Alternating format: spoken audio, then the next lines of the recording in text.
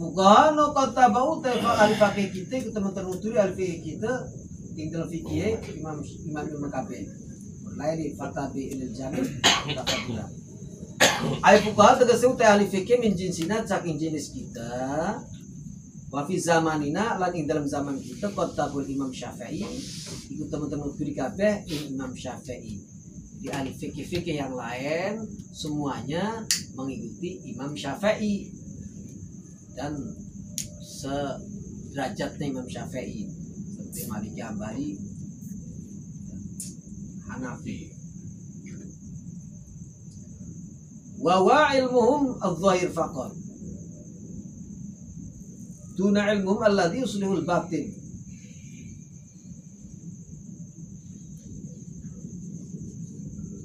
Lan ya fikih iku ilmune imam kang dhahir faqat lah.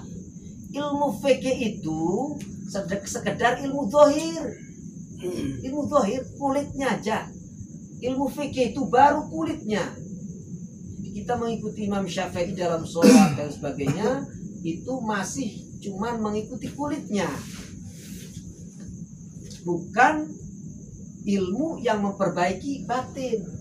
Ilmu yang memperbaiki hati belum.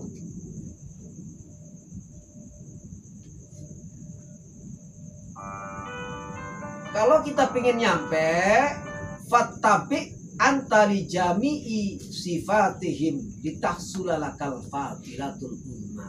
Kalau kita pengen nyampe, pengen usul, ikuti semua sifat-sifatnya para imam. Sifat Imam Syafi'i seperti apa? Zuhud, ikuti zuhudnya. Lurus dalam beragama, dalam berhidupannya lurus, semuanya maslahat, ikuti. Ibadahnya ikuti. Ditahsulalaka fadilatul utma, terpenhasil laka tusir apa fadilatul utma. Li anna ulwa darajat indallah ta'ala yakunu bimujaratil ilmu dhahir. Kenapa harus demikian? Karena derajat akhirat tidak bisa dicapai dengan hanya mengikuti ilmu dhahir. Apalagi yang ilmu dhahirnya enggak diambil. Yang hanya mengambil ilmu dhahirnya aja itu enggak musul, enggak nyampe, enggak akan mendapat fadilah. Sekedar ikut sholat madzhab Syafi'i, yang lainnya enggak diambil. Akhlak imam akhlak Syafi'i enggak diambil, tauhidnya enggak diambil, udah sekedar sampai situ aja, enggak nyampe ke hati ibadahnya. Kapan mau bisa khusyuk? Enggak bakal. Kapan mau ikhlas? Susah mau ikhlas. Sampai kapanpun nggak bakal tercapai. Kalau kita ngupas kelapa, paling batas sepetnya aja. Ketemu batoknya, anggapnya itu udah sukses. Cepet atos. Kalau ingin sukses terus dikupas lagi sampai ketemu kelapanya, diperes lagi sampai ketemu patiknya. Prosesnya lama. Ini torekat untuk memperbaiki batin kita supaya sesuai antara kulit dan dalamnya sama, kepake semuanya. Jadi kita nyampe tuh ke tujuan kita. Apa tujuan kita? Kelapanya, patiknya, nyampe ke situ. Jangan sampai kita baru ngupas kulitnya aja, wah kita udah merasa sampai.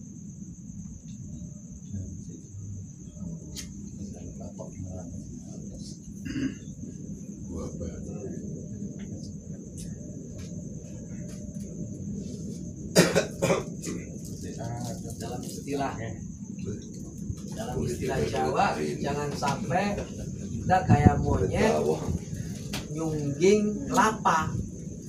Monyet nyungging kelapa, nenteng kelapa, bangga dapatkan kelapa, bisa nggak ngupasnya?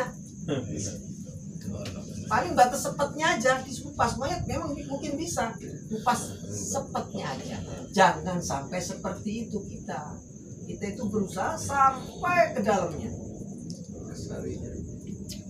Bersyariat kita dengan mazhab Syafi'i untuk mengambil mengupas kulit. Setelah itu kita dampingi, kita perdalam lagi dengan torekan supaya kita dapat patiknya tadi.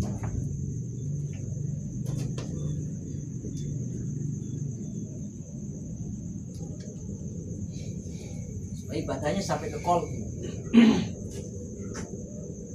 Jelas kelihatan sah enggaknya sholat itu dengan fikih. Tapi diterima dan tidak itu dengan hati. Tahu Fik? Dengan torekan. Kalau kita udah usul nanti, kita tahu ibadah kita diterima dan tidak itu tahu. Sok nanya ke ulama yang udah usul, tahu nggak ibadah kita diterima? Udah usul tahu. Komunikasi langsung udah ada. Jadi lebih nikmat ibadah nanti, lebih nikmat.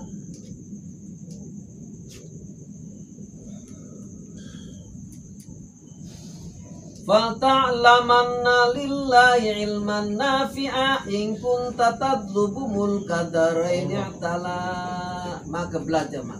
Dan dengan demikian belajar temenan sire keti Allah ing ilmu kang manfaat lamun anu sire iku presire ing kraton disuruh. Kalau kita ingin jadi raja di dua dunia, dunia yang dua alam dunia dalam alam akhirat, kita harus mempersiapkan ilmu yang bermanfaat supaya jadi raja. Di sini jadi raja, nanti di akhirat jadi raja. Jangan sampai di sini jadi raja, di akhirat mending jadi kacung disiksa. Jadi kacung masih mending. Jadi budak masih mending, disiksa. Jadi anjing-anjing akhirat, jadi anjing neraka.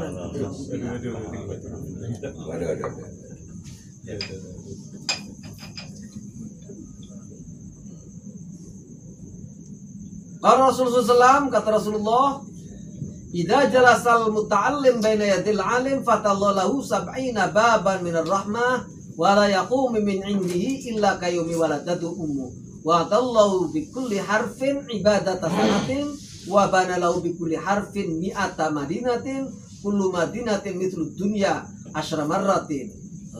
Untuk orang belajar, yang penting niat belajarnya dulu, perbaiki dulu niatnya. Jangan asal belajar, lihat belajarnya yang bagus. Karena untungnya lebih banyak. Nggak mungkin sesuatu yang nilainya luar biasa didapat dengan biasa-biasa aja, nggak mungkin. Kalau nilainya luar biasa, berarti cara mendapatkannya pun sangat luar biasa. Kata Rasulullah, tatkala dodok sapong kang belajar antara arepe guru, maka ngebuka sapullah ta'ala lau kuti wong ing 70 lawang saking rahmat. Kalau kita duduk di depan guru, di depan mu'alim, kita belajar, Allah bukakan 70 pintu rahmat, 70 pintu kasih sayang buka. Bayangkan 70. Rumah saya aja pintunya cuma berapa? Masuk di rumah ada nasi, ada lauk, kan? Ada gula, ada kopi. Cuma pintu sedikit. Ini 70 pintu. Berarti segala macam ada di sini. 70 pintu rahmat. Wala yakumulan urang ngatangi wong saking sandingi alim angin kaya dine kang ngelairaken ing wong sapa ibune semua. Begitu bangun pulang dari situ, dari tempat itu, orang tersebut bangun dengan keadaan bersih seperti baru dilahirkan kembali. Ya, kalau kita pulang dari tempat majelis taklim, banyak baca sholawat, banyak berdoa ke Allah, banyak minta ampun ke Allah. Karena itu lagi bersih kita, lagi mustajab doa kita. Banyak berdoa. Dengan catatan tadi, kita duduk belajar ngaji di satu tempat majelis taklim, niatnya lillahi ta'ala. Jangan harap apapun, jangan berharap apapun. Udah. Allah yang punya sesuatu kan Allah. Semua ini kan milik Allah. Dunia milik Allah, neraka milik Allah, surga milik Allah. Maka kita berharapnya ke Allah. Proyek milik Allah, uang semuanya milik Allah. Tatkala kita berharap ke Allah, semuanya dikasih ke Allah nanti. Kalau kita berharap ke yang lain, kata Allah, minta ya di sana, minta ke Yuda sana, minta ke Yuda. Yuda gak punya apa-apa.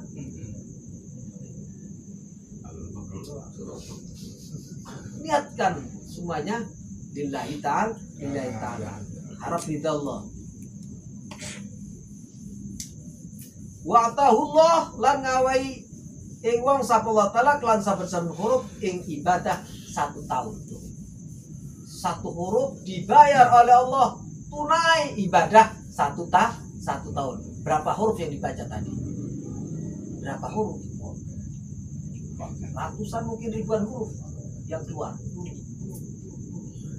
Kali 100. 100. 1 huruf 1 tahun. Ibadah 1 tahun. Iya. Untung umat Rasulullah. Sangat beruntung umat Rasulullah. Sangat beruntung. Makanya kalau enggak baca salawat ke Rasul itu waduh nggak tahu diri. Orang tersebut nggak tahu diri.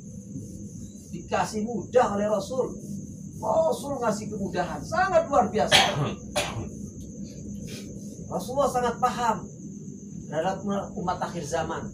Banyak godaan, pemalas, dan lain sebagainya. Saking sayangnya Rasulullah ke umatnya, Rasulullah memberi hadiah ini. Cuman suruh duduk ngaji, dikasih pahala 1 huruf 1 tahun ibadah. Kurang seberapa sayangnya Rasul. Sangat sayang Rasul ke kita. Kita hanya nggak tahu diri.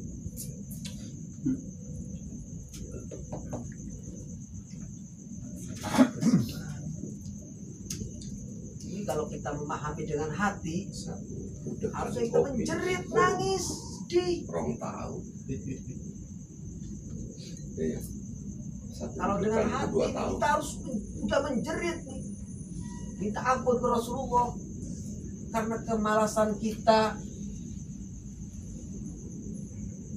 kebodohan kita.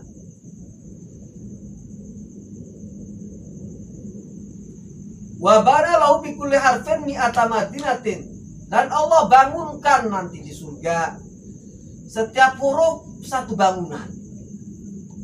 Udah dikasih pahala 1 tahun ibadah 1 huruf, dibangunkan lagi 1 huruf 1 bangunan di surga.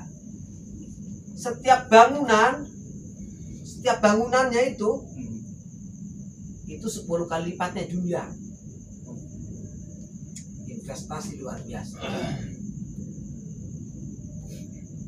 bangunannya 10 kali dunia.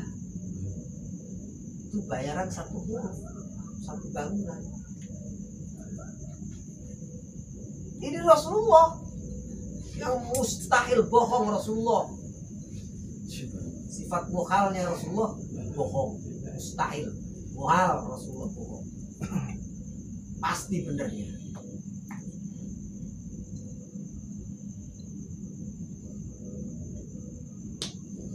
Tergantung kita mau ngambil apa enggak.